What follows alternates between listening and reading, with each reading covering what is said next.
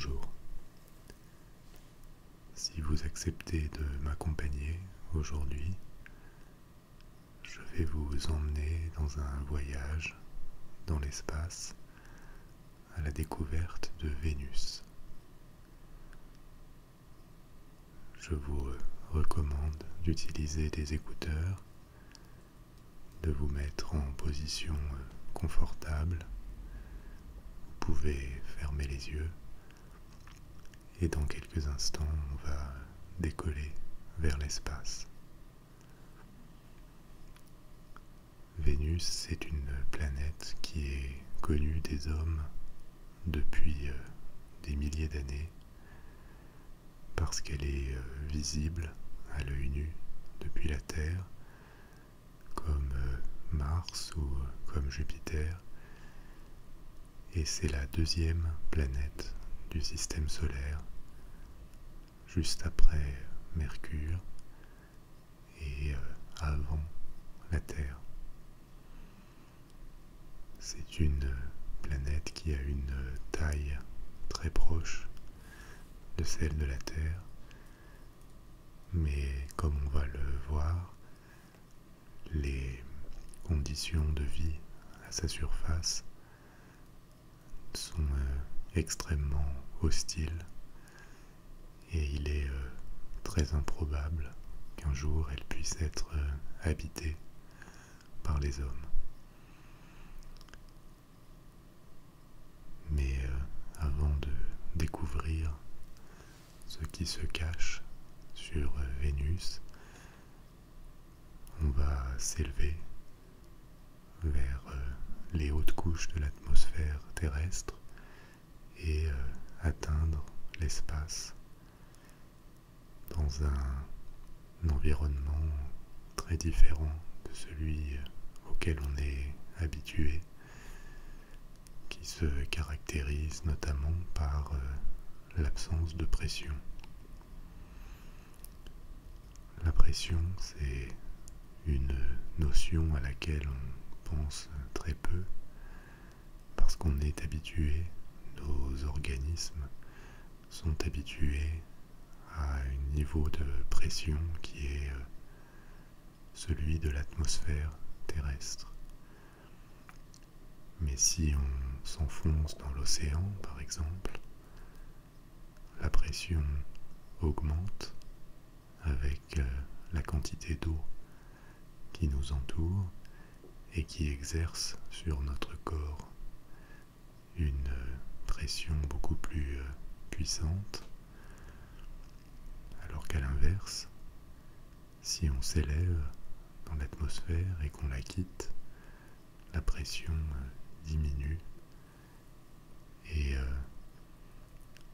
une fois dans l'espace, il n'y a quasiment aucune pression puisque on est entouré de vide et la chose qui nous tuerait immédiatement dans l'espace, en dehors de la température qui est extrêmement basse, c'est cette absence de pression qui fait que nos organismes gonfleraient puisqu'ils ne seraient plus maintenus en état par la densité de l'air autour de nous. Et c'est pour ça que, en dehors du froid et de l'impossibilité de respirer, il est indispensable pour survivre de porter des combinaisons pressurisées dans l'espace. Mais on voyage uniquement par la pensée, si bien que la pression n'est pas un problème, et on va rapidement se diriger vers Vénus, qui est assez proche de la Terre et qui présente une surface bleutée, un peu laiteuse, qui vient de son atmosphère. Mais je vais vous en reparler dans quelques instants. Parce que, à mesure qu'on s'approche de Vénus, chose qu'on peut observer, c'est que comme la planète est plus proche du Soleil, son orbite est plus courte, elle nécessite moins de temps pour faire un tour complet autour du Soleil, et donc une année pour Vénus, c'est-à-dire une révolution complète autour du Soleil, dure moins longtemps que sur la Terre, environ 2/3 d'une année terrestre. Par contre, les jours solaires sont extrêmement longs, puisque un jour solaire sur la Terre correspond à une rotation de la planète sur elle-même. Elle présente successivement ses différentes facettes au Soleil, avec un enchaînement du jour et de la nuit, et elle le fait en 24 heures et environ 365 jours, 365 fois pendant une révolution complète pendant une année. Vénus tourne sur elle-même beaucoup plus lentement, et pendant une année vénusienne qui dure 220 jours, elle n'a le temps de faire que 2 tours sur elle-même, et donc une année ne comporte que 2 jours solaires. Chacun de ces jours dure à peu près 4 mois, et la période de soleil est de 2 mois, suivie d'une nuit de 2 mois également. Et après 2 jours, l'année se termine et une nouvelle année commence. Une autre différence que nous commençons à percevoir en nous approchant de Vénus, c'est son atmosphère, beaucoup plus dense que celle de la Terre. Et c'est de cette atmosphère formée de nuages d'acide, que vient cette couleur bleutée que nous percevons depuis la Terre. Et c'est peut-être en raison de cette couleur qu'on a associé à l'époque des Romains la déesse Vénus avec cette planète, alors que dans d'autres civilisations antérieures et dans d'autres parties du monde, la signification symbolique, le mysticisme qui ont entouré la planète Vénus pouvait être très différent. Et parce que cette planète avait été nommée Vénus, les astrologues, au fil des siècles, lui ont accolé dans le monde occidental, attribué une influence qui rappelle celle de la déesse de l'amour, alors que d'autres cultures, d'autres croyances astrologiques par exemple, lui donnent une signification extrêmement différente. Mais malgré ce nom de Vénus, qui laisse penser à de la douceur, de la bienveillance, la surface de Vénus est extrêmement inhospitalière et invivable pour les hommes. déjà parce que cette atmosphère de Vénus est infiniment plus dense que celle de la Terre. La densité est 90 fois supérieure à celle de l'atmosphère. La densité qui s'exercerait sur notre corps à la surface de Vénus, la pression, serait donc 90 fois plus forte, et c'est quasiment équivalent à la pression qu'on ressentirait en étant 1 km sous la surface de l'océan, c'est-à-dire un niveau où la plupart des sous-marins conventionnels seraient immédiatement écrasés et où un corps humain ne peut pas survivre plus de quelques fractions de seconde. Une deuxième conséquence de cette atmosphère très dense, c'est la température. Vénus est plus proche du Soleil que la Terre, donc elle reçoit un rayonnement plus puissant venant du Soleil,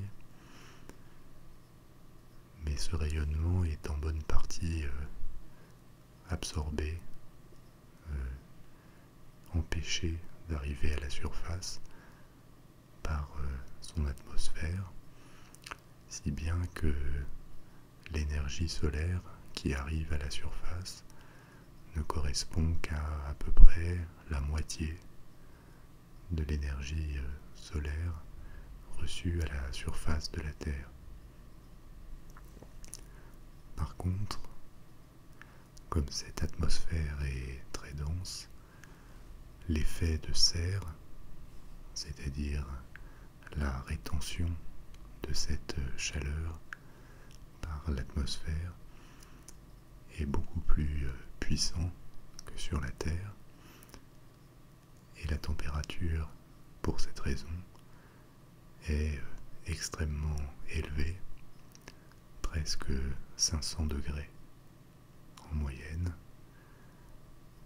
Et pour vous donner un ordre de comparaison, les fours de cuisine, lorsqu'on les utilise à puissance presque maximale, ont une température de 200-220 degrés, et donc il fait plus de 2 fois plus chaud à la surface de Vénus. Et enfin, cette atmosphère ne comporte pas d'oxygène. Le gaz principal qui la compose, c'est du dioxyde de carbone. Et évidemment, cela rendrait la respiration impossible. Mais bien avant d'être tués par l'asphyxie, à la surface de Vénus, les hommes seraient tués par cette pression énorme et par cette chaleur à laquelle il est impossible, du moins pour des êtres humains, de résister. Encore que,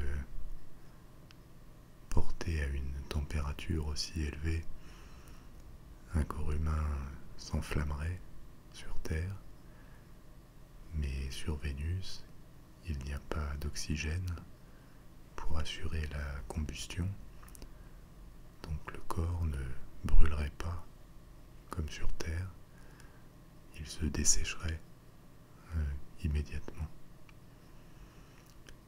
D'ailleurs, il n'y a pas de possibilité de voir de l'eau liquide à cette température.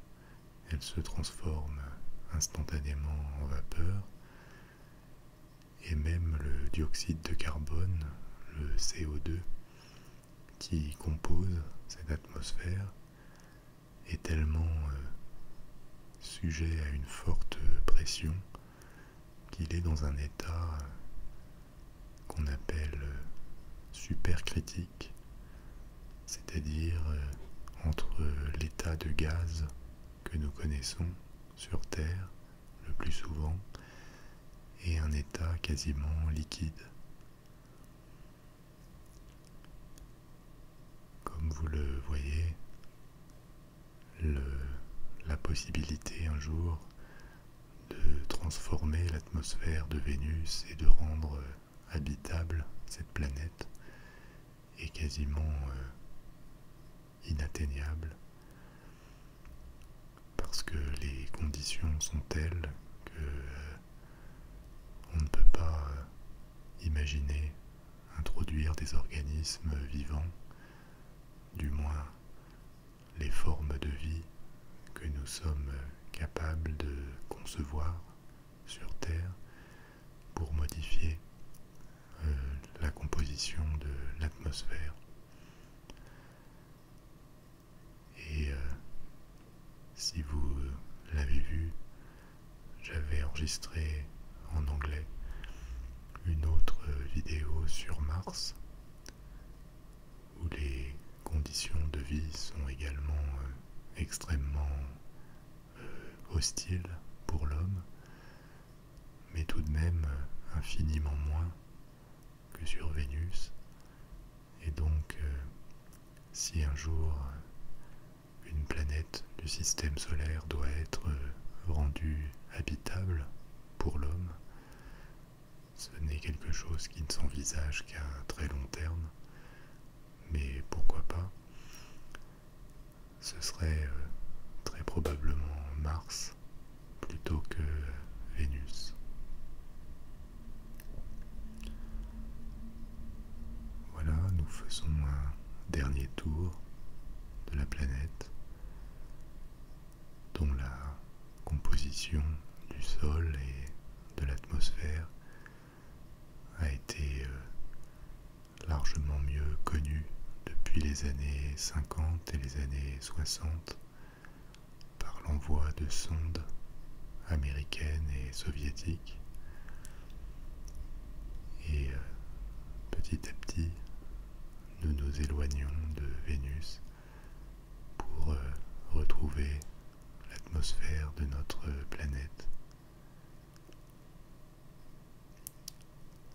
J'espère que ce tour dans l'espace vous a détendu, qu'il vous a plu et qu'on se retrouvera